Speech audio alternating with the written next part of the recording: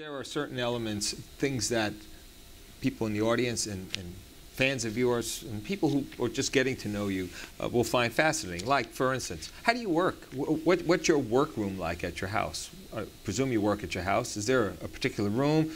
What's it look like? What's it feel like? One thing that really bothers me is chaos.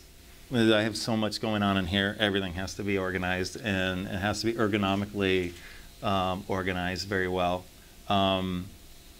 My workroom is a lovely place to work. You see nothing but trees and beautiful, calm nature around, and it's all sort of Japanese. Yep. And I have great people with me. I have Joe and Brian who work with me every day. We have a studio for Brian, and unfortunately Joe gets a closet, but but she's 22, so she can handle it.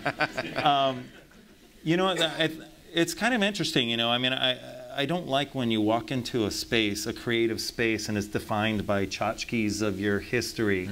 I think it's totally unfair to not only myself, but everybody I work with to walk in my room and see like Dawn of the Dead shit or Rob Zombie stuff, and we're working on like the clip with Martin Sheen is From the Way, Emilio Estevez's movie, which is unbelievably beautiful and inspiring and phenomenal. I mean, it's one of the most special things I've ever had the opportunity to be part of.